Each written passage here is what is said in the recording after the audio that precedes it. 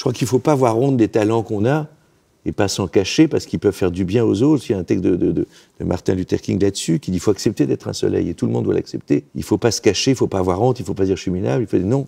Il ne faut pas dire oh là là, qui suis-je pour oser me montrer, qui suis-je pour oser briller, qui suis-je pour oser rayonner. On attend ça des autres. On vous connaît acteur, on vous connaît réalisateur, scénariste, présentateur télé, enfin présentateur en tout cas des Césars et du Festival de Cannes. Je parle à qui là maintenant, là tout de suite? Écoutez, je vous remercie de votre question. Je gagne un petit peu de temps. Mais non, mais je sais pas.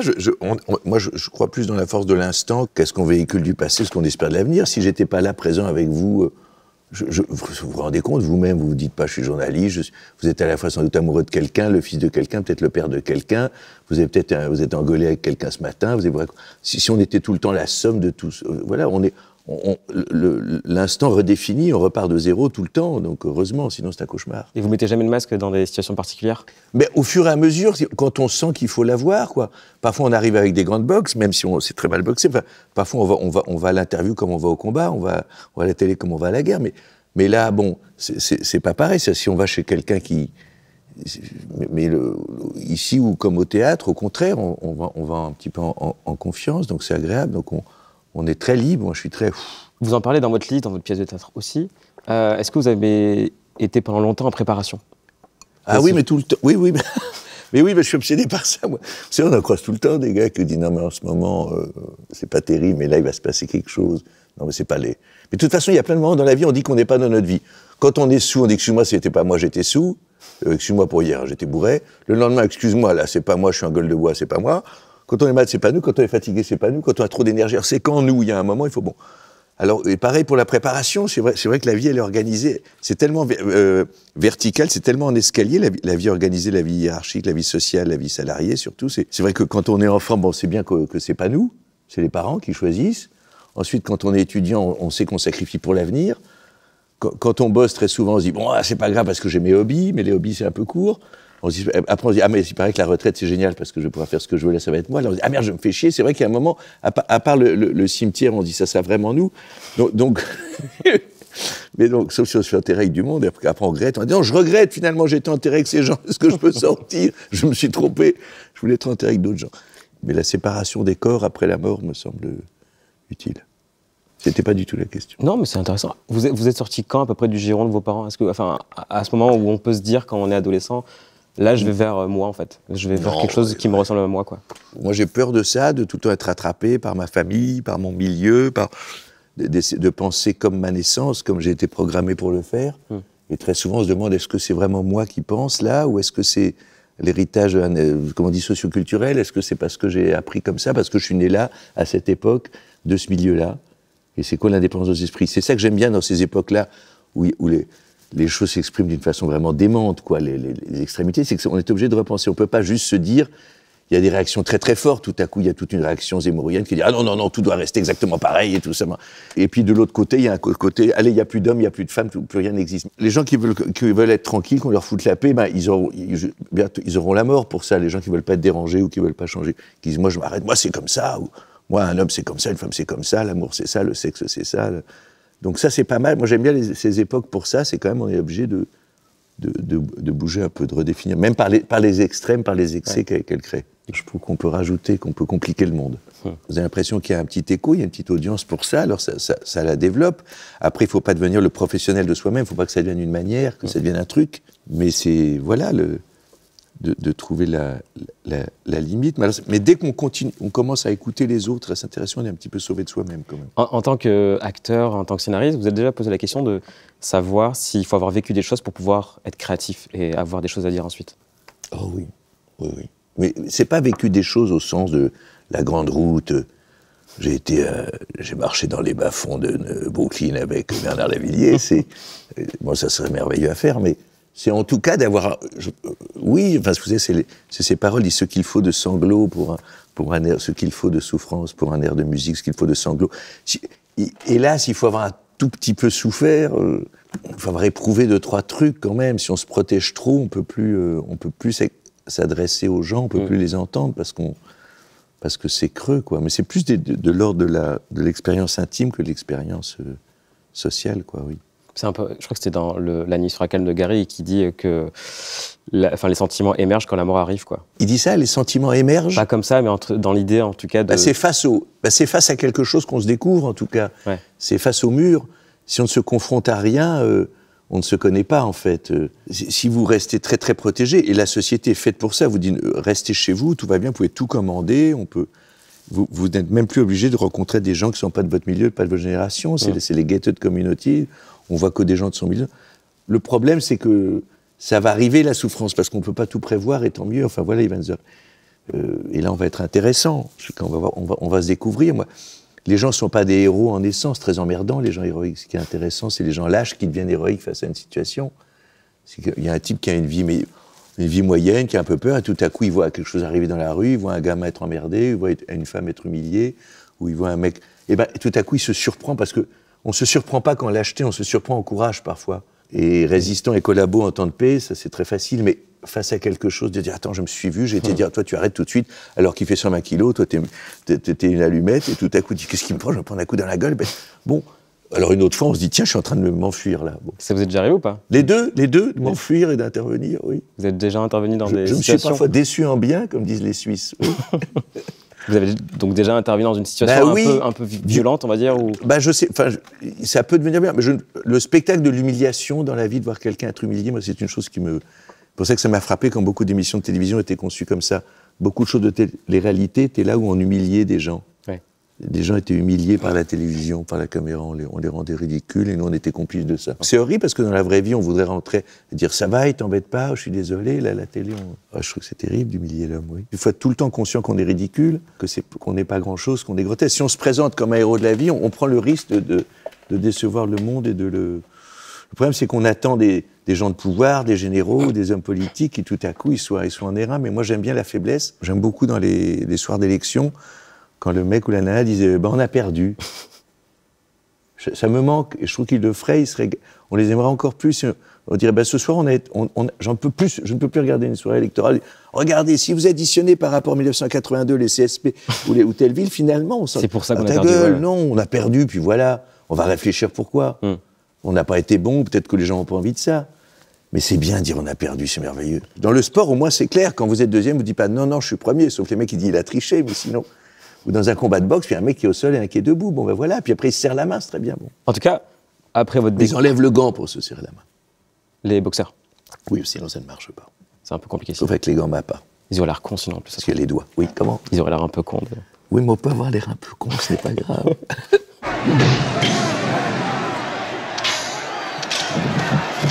Quand vous commencez, en tout cas, à aimer, justement, jouer avec les mots, il y a des choses qui vous plaisent, comme les grosses voix de Gabin, les mecs comme Ventura qui élèvent la voix et qui... Ah oui, j'aime bien. Mais oui, peut-être que c'est un truc, maintenant, on dirait, c'est des trucs virilistes, c'est des trucs machos. Il y a quand même de l'autodérision, parce qu'ils sont souvent dialogués parodiards, donc c'est poussé jusqu'à la connerie, quand même. Ils me font mal aux yeux, tirons-nous.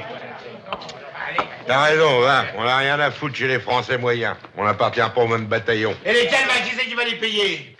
Adressez-vous à l'intendance. Nous, on paye plus. On ne connaît plus, on ne salue plus. On méprise.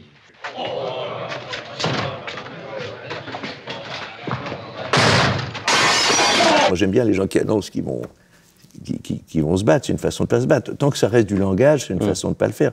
Le langage, ça sert à ça. Ça ne sert à pas vraiment mettre des coups, quoi. Oui, mais à travers le langage aussi, à travers aussi les écrits, il y a aussi beaucoup de héros qu'on découvre, quoi. Et forcément, dans votre pièce, il y a du Gary, il y a du Camus. Oui, mais c'est pas des langages guerriers, c'est pas des langages, c'est pas des va-t-en-guerre, c'est pas des mecs qui vous poussent à aller vous engager, quoi. C'est pas des sergents recruteurs. Ouais. C'est des gens qui vous montrent que la laideur peut être aussi de la beauté, que la tristesse peut être une forme de joie. C'est qui font, il y a l'expression de Baudelaire, la vie en beau, quoi. C'est-à-dire que la même chose, et c'est ça qui nous sauve, hein, c'est qu'on vit tous plus ou moins la même chose, évidemment. Dans des plus grands espaces, si on est plus riche ou plus protégé, plus ouaté quand on est plus riche, il y a plus de... Entre la réalité et nous, il y a plus de mou, il y a plus de watts, quoi, il y a plus de coton.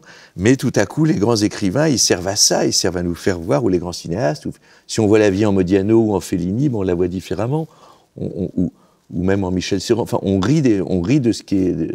On ne rit vraiment que de ce qui nous fait peur ou de ce qui nous fait mal, quoi. Sinon le reste, c'est pas... Mais vous pensez qu'on peut avoir aussi ce genre de personnalité, encore une fois, comme les Gary, les Camus, qui ont eu 1000 vies à l'heure actuelle, où en fait, une bonne partie de la vie se fait via les réseaux sociaux. Est-ce que ça n'empêche pas aussi pas mal de de personnalités comme ça d'émerger? Ça empêche de les entendre. Je pense qu'il y a beaucoup de gens qui se tiennent, les gens qui font des choses intéressantes, peut-être qu'ils se tiennent en marge de ça et s'en méfient, mais il faut aller les chercher. De toute façon, l'époque, elle est extrêmement passionnante pour ça. C'est qu'évidemment, les énergies, les poésies, les différences, les inspirations, les personnalités existent, mais elles sont pas livrées, quoi. Elles sont pas. Vous savez, les époques intéressantes, les gens intéressants, ils émergent dans les époques qui ont l'air catastrophiques. Mais ça veut dire que vous pensez que là, la société, l'actualité est assez catastrophique pour en produire assez? Oui, bien sûr. Oui, bien sûr, parce que quand on nous fixe chez nous comme ça, sous prétexte d'une pandémie, quand on nous empêche le lien social réel, c'est-à-dire le contact de l'autre, quand il y a un gouvernement qui nous dit qu'on va accélérer la numérisation du monde, c'est-à-dire les déshumanisations, en fait. C'est-à-dire tout le monde, c'est formidable, on va accélérer la numérisation. Je ne sais pas ce que c'est de formidable. Pour moi, tout se résout d'humain à humain. Moi, j'aime bien d'ailleurs vous savez, quand il y a les centrales téléphoniques, il y a quelqu'un qui vous appelle pour un truc, vous savez c'est assez poétique, il est en Irlande, c'est une femme qui est à Dakar, un mec en Irlande, quelqu'un en Inde, vous avez envie de lui parler. Quand quelqu'un vous dit « Bonjour, avez-vous renouvelé votre Trugan ?» ou avez-vous... Oui, mais je ne sais pas, vous êtes où? Alors, il finit par craquer un peu, mais je suis à Dublin, c'est comment, il pleut, bon. Ou bien je suis à Casa, vous savez, à Dakar aussi, il y a des énormes centres où il y a des mélanges de gens, bon. Mais nous, on ne doit pas accepter le truc tel qu'il est proposé. Il n'y a pas de raison d'aller au théâtre, je veux dire, il y a des spectacles, etc. Les gens sentent bien mystérieusement d'être assis en face, même avec des gens, quelqu'un qui tousse, quelqu'un qui a mis ses pieds sur votre truc, quelqu'un qui vous emmerde derrière, quelqu'un qui est trop grand devant, et pourtant on y va, dans les concerts aussi, dans les manifs, les gens y vont. On est quand même des animaux, on a besoin de voir d'autres gens. Donc moi je crois que la partie animale de l'homme, elle nous sauve de la tentation, de l'enfermement entre Deliveroo, Netflix et tout ça, qui peut nous sauver de plein d'ennuis, de plein de solitude, mais qu'il y aura quand même un moment l'idée de pousser la porte et de voir les gens en vrai. Pendant le confinement, je pensais à ça, vous savez, quand on marchait dans la rue la nuit, et c'est flagrant dans les grandes villes, on avait 1 heure pour sortir. Et alors si vous êtes à vélo, vous faites un peu plus de distance, mais vous traversez une ville, il n'y a plus les librairies, il n'y a plus les théâtres, il n'y a plus le cinéma, il n'y a plus les conversations de café, il n'y a plus... Et donc j'imaginais toutes ces voix. Je me disais qu'elles devaient courir, des voix qui avaient envie d'être entendues, des voix de chanteurs, des voix d'acteurs, des voix de gens en colère, des voix de meeting, des voix de conversation, des voix de confession, des gens qui ont envie de se... J'aurais voulu faire quelque chose là-haut, sur le vent, dans les rues des capitales qui sont habituées à charrier des émotions, des langages, de la poésie, de la grâce, des voix qui ont envie d'être entendues. Parce qu'un fantôme, c'est ça. Dans tous les livres ou les films sur les fantômes, c'est quelqu'un qui revit quelque chose parce qu'il n'a pas été entendu de son vivant. Et là, je trouve que c'était ça qui avait l'air de rôder dans les rues des grandes villes, quoi. Quand vous allez sur scène ou quand vous êtes sur un plateau de tournage, est-ce que vous ne prenez pas un peu congé de vous-même aussi en même temps? Parce que vous incarnez des choses que vous n'êtes pas forcément en dehors du plateau ou de la scène. Oui, c'est vrai, quand on joue, mais enfin, c'est quand même soi, c'est quand on incarne les choses. Je crois qu'il ne faut pas avoir honte des talents qu'on a et pas s'en cacher parce qu'ils peuvent faire du bien aux autres. Il y a un texte de Martin Luther King là-dessus qui dit qu'il faut accepter d'être un soleil et tout le monde doit l'accepter. Il ne faut pas se cacher, il ne faut pas avoir honte, il ne faut pas dire je suis minable, il faut dire non. Il ne faut pas dire oh là, qui suis-je pour oser me montrer, qui suis-je pour oser briller, qui suis-je pour oser rayonner. On attend ça des autres. Moi, on attend que les gens rayonnent. Moi, j'attends que les gens m'épatent, j'attends de les admirer, et je voudrais qu'il y ait des gens qui parlent plus fort dans la rue, je voudrais des gens qui aient des oses, je voudrais qu'il y ait des gens qui montent sur un bar, je voudrais qu'il y ait des... Et donc, à partir du moment où je l'attends des autres, je le tente aussi au risque du ridicule, au risque du trop, au risque du « eh oh, coco ». Mais je préfère les gens ridicules, les gens trop, que les gens pas assez. Les gens qui ont déjà été écrasés par la société, ou par leurs parents, ou par leurs profs, ou par tout le monde qui leur dit « tu n'es rien, tais-toi, écoute ». Non.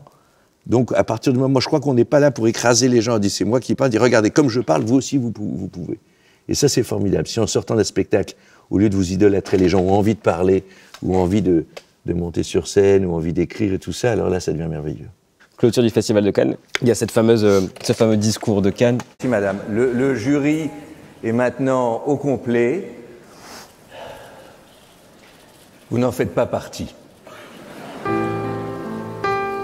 Qu'est-ce qui s'est passé?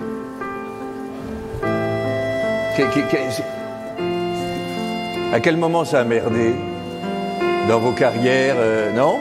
C'est-à-dire que vous êtes là, vous êtes au Festival de Cannes, mais clairement, vous n'êtes pas du bon côté. Ce qui est merveilleux, enfin, ce qui est consternant et merveilleux dans ces métiers-là, en tout cas, c'est que c'est jamais, on croit que c'est jamais assez, si vous voulez, quand vous êtes acteur. Je pense que c'est des métiers qui créent beaucoup d'amertume d'être acteur, c'est de vivre juste du désir des autres et du nombre d'entrées. même si, vous savez, il y a des gens qui disent, putain, t'as de la chance, tu joues tout le temps. Oui, mais je suis pas premier rôle. T'as de la chance, t'es premier rôle. Oui, mais c'est pas les grands metteurs en scène, t'as la chance, t'es les grands metteurs en scène. Oui, mais je suis pas américain. Donc je pense que le cinéma, si vous n'êtes pas américain, il y aura toujours une... Si c'est juste ça, si vous cherchez juste la gloire, l'admiration et combien de divisions, c'est-à-dire combien de gens vous aiment, il y aura toujours plus. Alors on est malheureux. Et Cannes, on a l'impression qu'on est...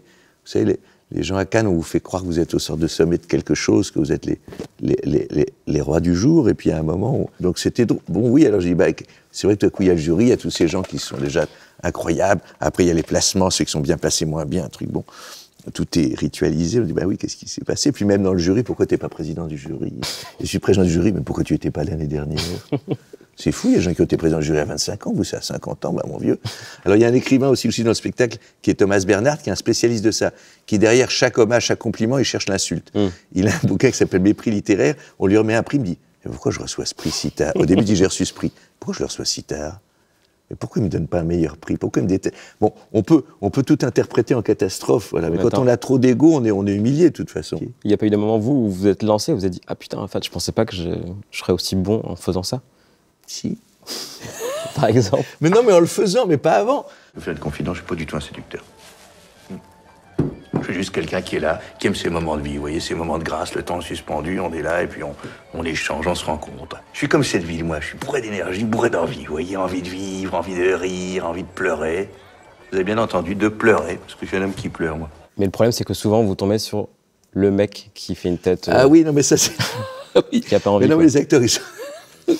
Oui, parce qu'on voit... Mais non, c'est parce qu'il y a la parano d'acteurs, Oui, on tombe sur... Vous savez, il y a des façons d'écouter un spectacle il y a des gens qui ont de masques neutres, mais ça c'est de la morphopsychologie qui est très inquiétant. Moi j'ai vu des gens sortir vraiment d'une présentation, je les ai trouvés très mauvais, où vraiment on était amis de l'AE, il m'a dit je crois que les gens m'ont adoré ce soir, je l'ai envié ce type-là. C'est peut-être mieux en fait d'être comme ça. Oui, peut-être, quitte à être parano, il faut être pronoïaque, c'est-à-dire de croire qu'il y a un complot pour vous. Il y a un complot de gens qui oui, je sais pas, je crois qu'il y a quelque part des gens cachés qui me veulent du bien. C'est un peu du coup comme les gens qui se présentent à la présidentielle. Mais ils sont beaucoup plus forts que nous, parce que vous imaginez que quelqu'un, même s'il va avoir 50,5% des voix, les 49 qui n'ont pas voté pour lui, c'est qu'ils le détestent. Ouais. Tandis que nous, au moins, les gens qui ne viennent pas, c'est-à-dire les 80% qui ne viennent pas, ils ne nous détestent pas, on leur est un peu indifférents, quoi. Ou ils ne nous connaissent pas. Mais les hommes politiques, ils ont la peau dure, comme on dit, hein, oui. C'est pas un truc qui vous plairait, vous, de faire juste pour le discours? Un truc de je me présente ce soir, et après vous partez, évidemment. Ah non, non, mais parce que il y a une chose qui est là, qui est l'emphase, qui est le frisson, quoi, qui est le discours, et puis il y a un truc d'être utile, mais c'est pas forcément la même chose. Mais c'est épuisant, les mots. Attention, non, mais ceci, il me semble aujourd'hui qu'après l'époque, ayant vu ce que j'ai vu, sachant ce que je sais, ayant entendu ce que j'entends, je crois vraiment que le pays... ça ne peut pas continuer comme ça. Mais quoi? Alors là, ils ne peuvent pas le dire parce que là, ils vont commencer à être segmentés. Quoi? Qu'est-ce que vous dire? Quoi? Qu'est-ce qu'il va pas dire? Quoi? Et par exemple, concrètement, quel truc? Un truc. Parce qu'il y a les CSP+, et tout ça. Un truc. Évidemment. Hein? Oui, non, mais je veux dire qu'on entend un truc. Je veux dire, bon, on construit. L'urbanisme, tiens, pourquoi est-ce qu'on construit des immeubles qui ne sont pas faits pour qu'on se croise? Pourquoi il n'y a pas des commerces au pied des immeubles? Un truc, une loi très simple. Je n'ai pas à dire si c'est beau ou laid un immeuble, l'avenir le dira. Mais pourquoi est-ce qu'un immeuble qui se construit de bureaux ou d'habitation, il n'y a pas de commerce au rez-de-chaussée? C'est ce que j'appelle commerce, c'est pas de la vente, c'est-à-dire des gens qui peuvent descendre de chez eux et croiser d'autres gens. Ou une salle de réunion. Ou pourquoi dans chaque immeuble, il n'y a pas une salle pour le club des habitants, le club des gamins, le club des gens plus, ou le club de tel jeu, ou un magasin, etc. Pourquoi? Je veux, moi, voir quelqu'un qui me dise dans les yeux pourquoi il ne peut pas faire quelque chose. Je veux que dans un hôtel, si on me dit, je dis, est-ce que je peux avoir une chambre je vois que votre hôtel est libre, vous faites une chambre à 20 € moins, je peux pas, pourquoi? Je sais pas, c'est des règles, c'est des statistiques, c'est l'algorithme. Mais vous à moi, on préfère une chambre libre. Là, c'est pas moi qui... Mais c'est qui? Alors on l'appelle, le responsable. Ou pourquoi je peux pas? Je n'en peux plus, c'est la faute de personne, puisque tout le monde... Juste savoir, en fait, qui... Mais qui fait que quelqu'un dise endosse la responsabilité. Ouais. C'est merveilleux d'être responsable. C'est moi, telle personne, les guichets, c'était très bien, la personne en face vous disait non. Et même ça rend la dignité à la personne qui dit non, oui. Je trouve qu'il faut rendre la dignité des deux côtés. Il faut que ça soit des gens et qui prennent le risque et de faire confiance à quelqu'un, dire écoute, tu n'as pas de caution, tu n'as pas de machin, et ben moi je te loue ton truc. Moi, tu peux pas payer, tu passes payer demain. S'il n'y a plus ça dans la vie, c'est pas possible. Si dans la vie, il n'y a pas quelqu'un dans l'œil qui vous dit oui ou qui vous dit non, si c'est juste un truc à cliquer ou machin, mais c'est pas grave, parce qu'on retrouvera d'autres façons de faire du lien humain. Mais ils nous aident pas, mais on y arrivera.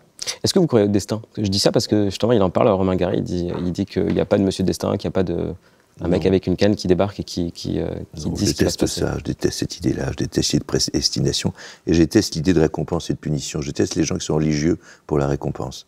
Je trouve ça terrible. Qui font ça du coup par une espèce d'hypocrisie presque? Bah, qui font ça pour le cadeau, enfin, c'est dans toutes les religions. Hein. On se dit, ah bon, là, je sais que c'est Jean Chi, mais là-haut, je vais avoir mon cadeau. Enfin, je trouve ça complètement fou. Donc pas fan de Pascal?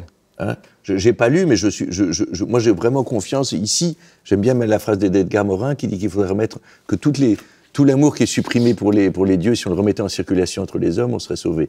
Moi je crois vraiment dans ce truc, si je devais garder un truc de la religion catholique, c'est de s'aimer les uns les autres, c'est vraiment soi, et que le Dieu il est là, c'est vous, c'est machin. Donc. Mais c'est un peu ce que dit aussi Camus, il dit que les religions c'est juste un petit baume pour pouvoir dire que notre vie en fait a un intérêt ou a un sens, quoi. Non, mais ça, ce côté-là, oui, le côté métaphysique de la religion, se dire ça n'est pas que ça, quand même. L'un des intérêts de la vie, c'est de rencontrer des gens qu'on a envie de retrouver à la mort, quoi, pendant la mort. Parce que là, dans la vie, on est trop avide, on est trop superficiel, on creuse rarement quelque chose, et on s'arrête souvent à la première contrariété, à la première brouille, à la première... Et on se dit, bah alors, mais il y a des gens, on se dit, mais c'est pas grave, parce que là-haut, on aura le temps. Bon. Vous avez bientôt 55 ans. Oui. Ça se présente comment? J'interdis de me parler comme ça. C'est une des questions d'ailleurs. Mais ça se présente toujours mal. Ça se présente non, mal. Ça se présente. Comment ça se présente? Non, mais ça va, normalement. Vous savez, se plaindre de vieillir, c'est comme se plaindre d'avoir des jambes. Enfin, ça fait partie de la nature. C'est comme dire, tiens, j'ai 5 doigts, ça m'arrange pas. Ça n'a pas de sens.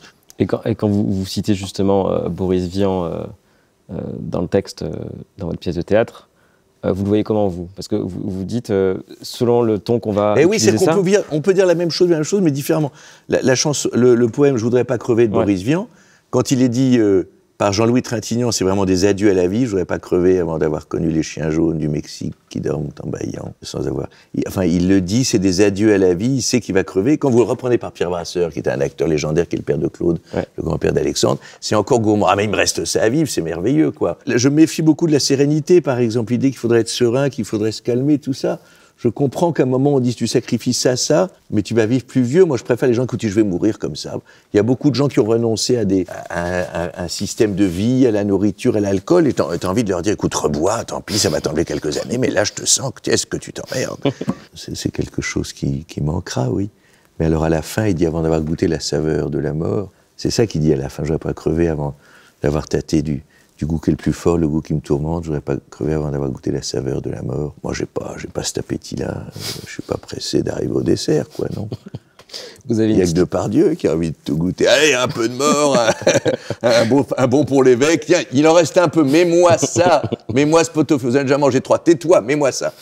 Il n'y a pas une liste de choses que vous avez envie de faire d'ici longtemps? Non, parce que c'est pas des choses au sens aller voir machin, lire tel livre. C'est d'intensifier les choses, c'est d'intensifier les rapports, d'essayer d'avoir plus d'intensité dans les rapports humains, dans mon art, si ce mot n'est pas prétentieux, d'être plus sincère, plus fort, plus universel, et de porter et d'être des contre-propositions dans nos métiers à l'écrasement que nous propose la politique, le virtuel et tout ça, d'une sorte de rouleau compresseur. Donc je trouve que voilà. Il y a un élément du décor que vous aimez plus que d'autres? Non, mais je cache des secrets, je cache des petits trophées, il y a des petites choses dans le décor. J'aime bien cacher des petits gris-gris, quoi, à moi. Il y a un tableau d'un peintre que j'appelle beaucoup, qui s'appelle Jean-Paul Chambas, il y a des vieux trucs. Et puis j'aime bien les comptoirs de toute façon, parce que j'adore me tenir au comptoir. Parce qu'il y a 2 façons de voyager, c'est soit on sillonne le monde, pour voir tout le monde, c'est soit on va les chercher où ils sont, soit on se met au comptoir, vous attendez qu'ils passent. Ils finiront bien par arriver, tu sais. Le monde finit. Tout finit par se passer là, au fond. Si on attend, il se passe la même chose dans l'immobilité, dans un lieu ouvert, à condition que le café soit accessible financièrement, oui. Que si on va les chercher là. Bon. Alors j'aime bien ça, moi j'aime bien me mettre dans un coin. Alors je ne me mets pas là, je me mets un peu dans un angle. Et j'adore cette position-là, je trouve agréable pour le dos. En plus, elle est flatteuse, on est grandi. Et quand vous êtes dans la pièce, il y a quelque chose où vous aimez bien, ce téléphone par exemple, cette petite radio? Non, j'adore les téléphones. D'abord, le téléphone au théâtre, ça permet de faire exister le contre-champ. On fait croire qu'il y a vraiment des gens de l'autre côté. Ça permet... Et c'est du surjeu fou. Parce que pour faire exister quelqu'un au cinéma, vous faites allô, ça va, on prend la caméra, là, vous cherchez au théâtre, vous dites allô. Tout d'un coup, le mec, il en fait des caisses. Moi, j'adorais ça dans les pièces de boulevard, les gens qui essaient de faire exister l'interlocuteur. Quoi? Comment? C'est des trucs comme ça. Non! Alors qu'il n'y a rien, on sait bien qu'il n'y a pas de fil, c'est pathétique. Tout à coup. C'est pour ça que j'aime bien les téléphones fixes, parce qu'on voit l'arnaque dans un portable. Bon, on sait, enfin, on ne sait pas s'il y a quelque chose. Là, on vend la mèche qu'il n'y a vraiment personne. Donc, j'adore me balader dans le spectacle avec ça où il n'y a pas de fil. Je dis, quoi? Comment tu oses me parler comme ça? Puis à un moment, je dis, oui, bah, effectivement. Alors, j'engueule le barman, je dis, vous auriez pu foutre un fil parce qu'en crédibilité, ça va être compliqué. Et puis après, j'aime bien passer derrière le bar aussi, j'aime bien ça, quoi. J'aime bien, parce qu'il y a l'autre. Ça, c'est des trucs à la c'est Rému ou Gabin, c'est personne. Parce que là, il y a la pluie. Tu vas décaniller vite fait, Coco. D'abord, tu vas régler. Je crois que tu as une petite ardoise ici et tu le sais. Il y a des mecs comme ça. J'adorais ces gars-là, moi. J'adore ça. Mais donc voilà, c'est un peu sur des trucs un peu désuets, un peu démodés. C'est l'idée du rad à l'ancienne, mais il y a. J'aime bien les bouteilles à l'envers aussi, ça me fascine. Le mec qui fait vraiment les doses. Qui fait des trucs derrière. Ouais. Puis alors, quand vous êtes copain avec lui, il prend la bouteille qui n'est pas surdose et il vous en rajoute un peu de rame. Ah, on vous décade, les mecs, là. Ah, c'est plus pareil. J'ai une petite liste de dernières questions, une question que vous connaissez, des questions qui sont à la fin de ce fameux roman de La Nuit sera calme de Romain Gary. Et donc, voilà, je vais vous les poser après à vous de répondre ce que vous voulez, mais si je vous disais par exemple des regrets. Des quantités. Je suis fasciné par les gens qui disent « je n'ai pas de regrets ». Je comprends qu'on dise « il ne faut pas avoir de regrets », mais j'en ai des quantités. Donc, parfois, vous les remettez dans votre tête et... Oui, beaucoup.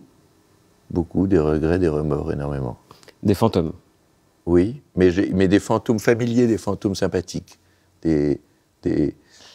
Comme j'ai beaucoup aimé les vieux messieurs, j'étais très proche, quand mon père était plus âgé, il est mort assez tôt, je me suis mis à voir beaucoup de pères putatifs, quoi, un peu comme on dit.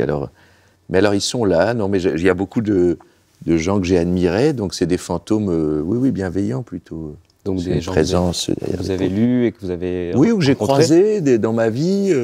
Ça peut être des gens de ma famille, j'ai beaucoup aimé beaucoup d'oncles à moi, des acteurs que j'ai eu la chance de croiser. Oui, beaucoup, mais c'est pas inquiétant du tout. La mort. La mort.